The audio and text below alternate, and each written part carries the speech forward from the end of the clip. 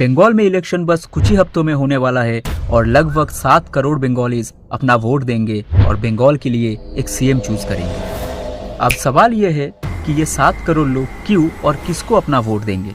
To be more precise, Bengali choose कैसे करते हैं कि मुझे इस पार्टी को या फिर इसको वोट देना है। क्या बंगालीज डेवलपमेंट देख के वोट देते हैं, या फिर स्कीम्स के वजह से वोट देते हैं, या फिर उन्हें कुछ फाइनेंशियल सपोर्ट मिलता है इसलिए वोट देते हैं, या फिर वो इमोशनल होकर वोट देते हैं। जब वो लास्ट 10 सेकेंड में ईवीएम पे अपना बटन प्रेस करते हैं तो उनके दिमाग में क्या चलता है। आज हम बंगालीज की वोटिंग के पीछे की साइकोलॉजी को समझेंगे और आज हम डिस्कस करेंगे कुछ रीजंस। सबकॉन्शियसली हर वोटर इन्हीं रीजंस के कारण अपना वोट देते हैं और एट द एंड आप मुझे कमेंट पे बताना कि आप किस वजह से अपना वोट देते हैं। So without any delay let's start. 2018 के वेस्ट बंगाल वोटर सर्वे के अकॉर्डिंग 38 से 46% लोगों ने ये कहा कि चीफ मिनिस्टर का फेस सबसे इम्पोर्टेंट फैक्टर होता है उनके वोट देने के लिए। पार्टी आता है सेकंड पे और उसके बाद आता है लोकल कैंडिडेट्स। और सिर्फ 13 से लेकर 19% लोग ने ये कहा कि पैसा या फिर कोई स्कीम मैटर करता है उनके लिए। इसका मतलब ये है दोस्तों कि बंगाल में एक मेजोरिटी वोटर्स सीएम कैंडिडेट को ज्यादा वैल्यू देते हैं रेदर देन स्कीम्स या फिर पार्टी का मैनिफेस्टो या फिर पार्टी का लॉन्ग टर्म विजन से भी। बंगाल में मैनिफेस्टो पे कम लेकिन लीडर पे ज्यादा वोट पड़ता है। पर बंगाल लीडर्स को इतना इंपॉर्टेंस क्यों देता है?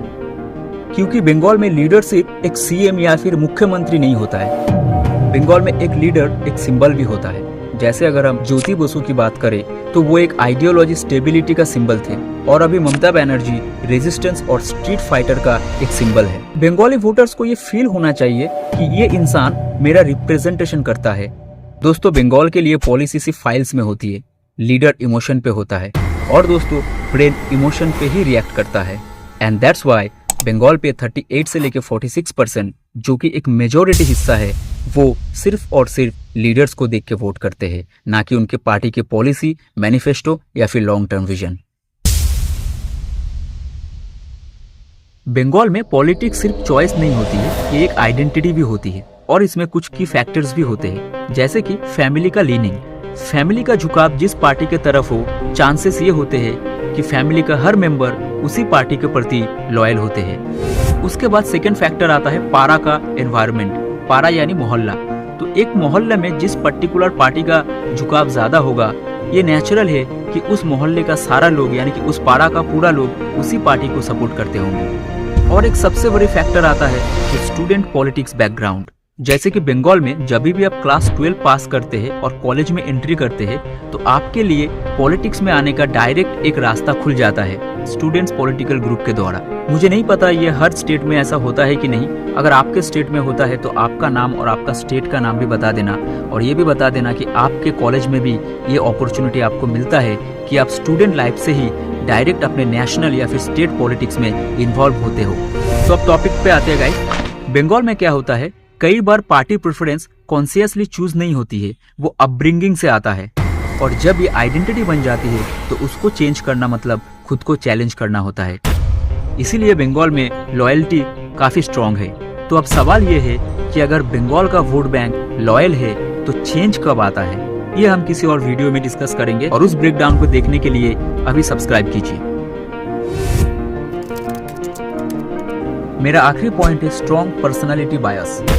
लोग इसे इतना समझते नहीं है या फिर उतना रिफ्लेक्ट नहीं करते, पर सबकॉन्शियसली ये हमें काफी इन्फ्लुएंस करता है डिसीजन मेकिंग में।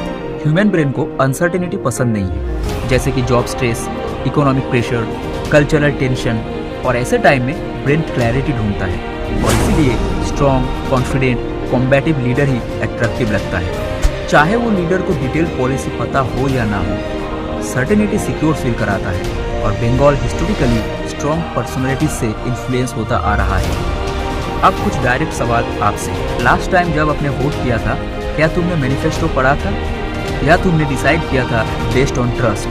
क्या आपने डेटा कंपेयर किया था या आप फील कर रहे थे कि ये इंसान सही लगता है?